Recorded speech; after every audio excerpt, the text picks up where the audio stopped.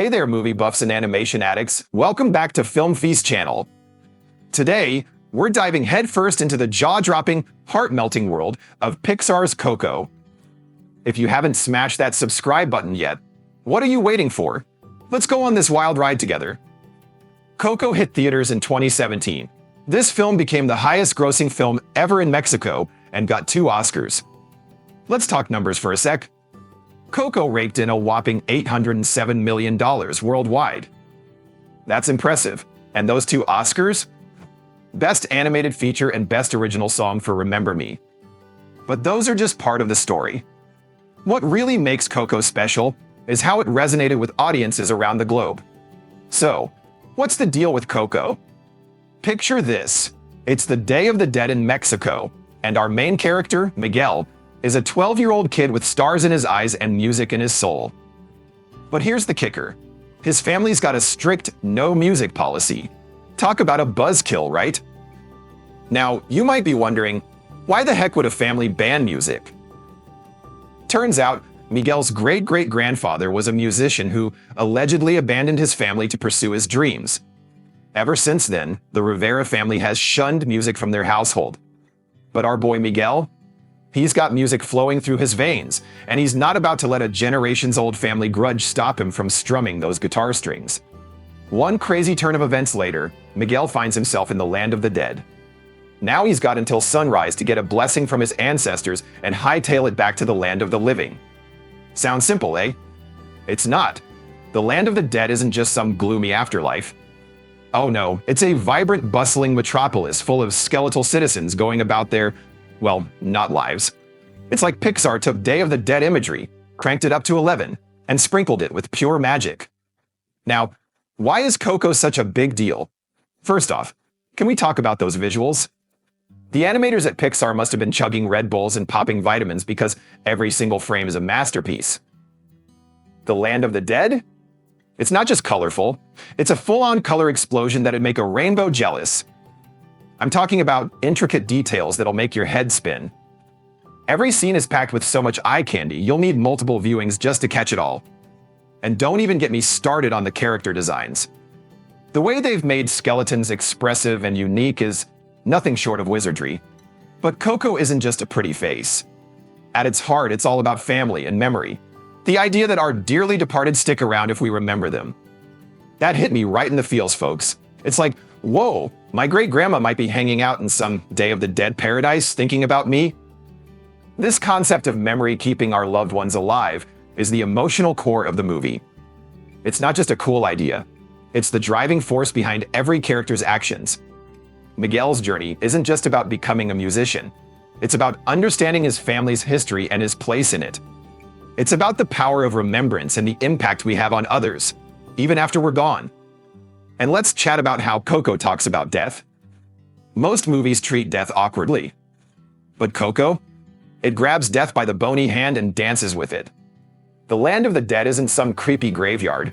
It's a non-stop party where even the skeletons know how to get down. This approach to death is revolutionary, especially for a kid's movie. It doesn't shy away from the topic, but presents it in a way that's not scary or morbid. Instead, it's celebratory and even comforting.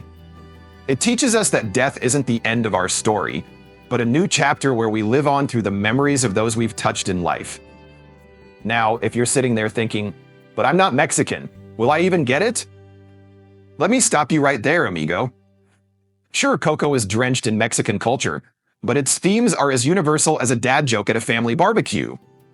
Family drama? Check. Following your dreams? Double check. Wanting to belong? Triple check with a side of nachos. This is where Coco really shines. It manages to be deeply rooted in Mexican culture while still being relatable to everyone.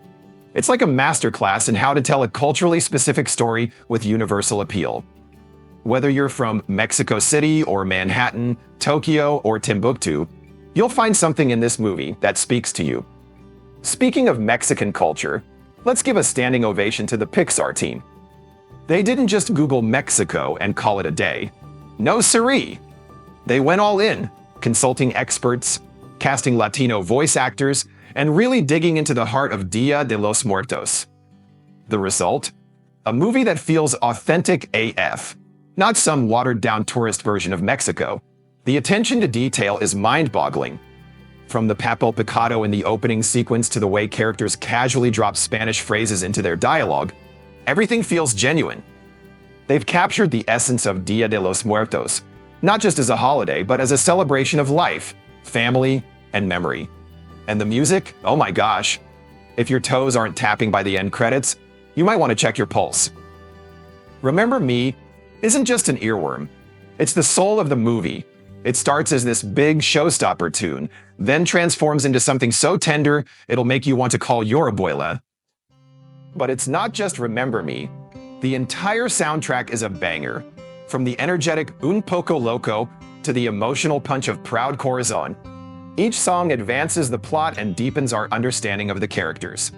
It's like a musical journey through Mexican musical styles, from mariachi to son jarocho. But here's where Coco really knocks it out of the park. Character development. Miguel isn't just some cookie-cutter kid protagonist.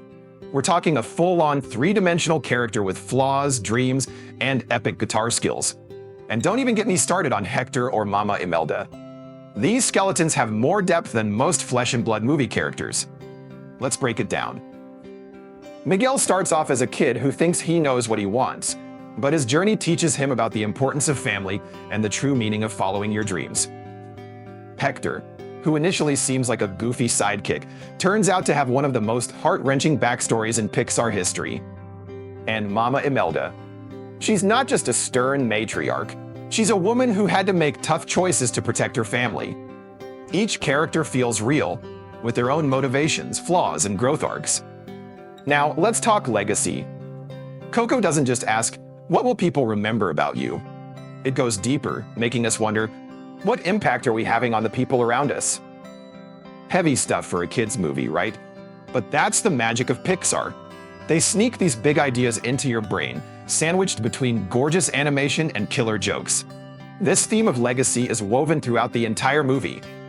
It's in the way Miguel idolizes Ernesto de la Cruz, in the way Hector desperately tries to cross the Marigold Bridge, and in the way the Rivera family clings to their shoemaking tradition. It makes us think about what we're leaving behind, not just in terms of achievements, but in terms of the memories we create with our loved ones. Look, I could go on about Coco all day. It's not just a movie, it's an experience. It's a reminder of why we fall in love with movies in the first place. It makes you laugh, cry, and want to hug your family all at the same time. And I'm not gonna lie, I cried a little when I see this movie. And you know what? That's okay. That's the power of great storytelling. It taps into our emotions, makes us feel things we didn't expect. Coco has this amazing ability to hit you right in the heart when you least expect it. One moment you're laughing at Dante the dog's antics, the next you're sobbing over a heartfelt reunion. It's an emotional roller coaster in the best possible way. So here's what you're gonna do. You're gonna finish watching this video. Don't forget to like and subscribe, of course. Then you're gonna gather your crew, pop some popcorn, and watch Coco. And when you're done, come back here and tell me all about it in the comments. Did you cry? Did you call your grandma? Did you suddenly feel the urge to learn guitar? Seriously, I want to hear from you guys. What was your favorite part? Which character did you relate to the most? Did it change how you think about family or memory? Let's get a conversation going in the comments. Share your thoughts, your feels, your favorite quotes. Let's turn this comment section into a Coco appreciation fiesta. Remember, folks, seize your moment. Life's too short not to watch amazing movies. And Coco? It's not just amazing. It's a modern classic that'll be remembered long after we've all shuffled off to the land of the dead. It's a movie that reminds us of the power of storytelling, the importance of family, and the enduring nature of love. It teaches us that our actions have ripple effects that can last for generations. It shows us that our loved ones are never truly gone as long as we remember them. And it does all this while being a visually stunning, musically rich, emotionally resonant piece of cinema. That's all for today, movie maniacs. If you loved this deep dive, smash that like button harder than Miguel smashes out a guitar solo. Subscribe for more movie magic, and hit that notification bell. You don't want to miss our next video, trust me. Until next time, keep watching, keep loving movies, and remember, the best stories live on forever. Just like our memories of our loved ones. Just like the impact of a truly great film. Adios, amigos.